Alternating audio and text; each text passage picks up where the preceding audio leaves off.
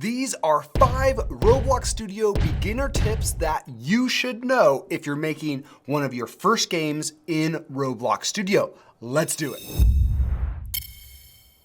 First is how to navigate and move around in the scene. How do I go over there and see that point? How do I look closer at this model? How do I move in the scene? The scene is where all of your game objects are going. All of your parts, all of your materials, all of the game goes in the scene. Well, this is intuitive if you've played Roblox on a computer before. If you're usually playing on your phone or your tablet, this is gonna be a little weird, so just settle in.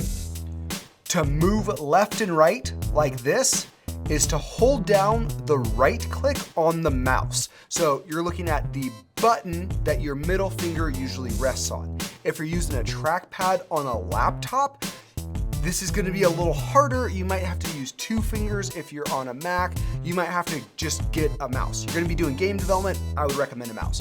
But that's left and right, and then also up and down movement is also holding down that right click button.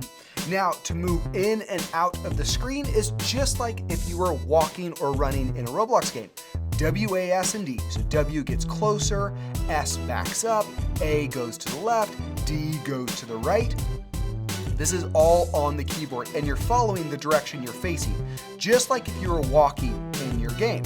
So that isn't so bad.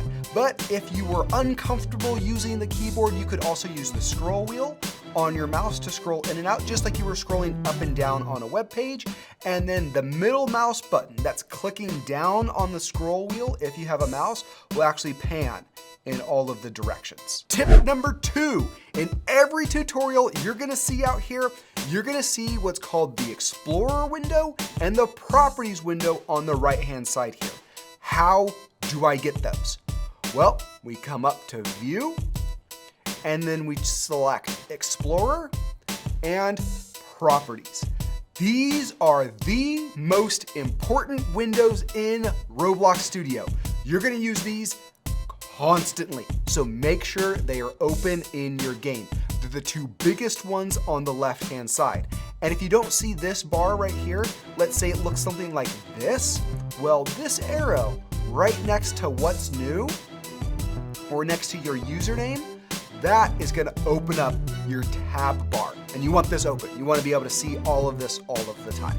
The next tip is a little bit about the toolbox. If you don't see the toolbox, you're not gonna need it all of the time, but if you don't see it, you can go to the Home tab and select Toolbox, or in View, and you can select Toolbox from here as well. But the toolbox is where you're gonna find assets. You're gonna find things that you can put in your game. They might be something as simple as just a torch with some fire on it. It could be as complex as a speed boost for a racing game, or as crazy as a full-blown tycoon simulator that you could just drop into your game. But there are some rules that I think you should follow when you're using the toolbox. One of them is if it's not made by Roblox themselves, be wary. So let's say we go to the marketplace and we search for a sword.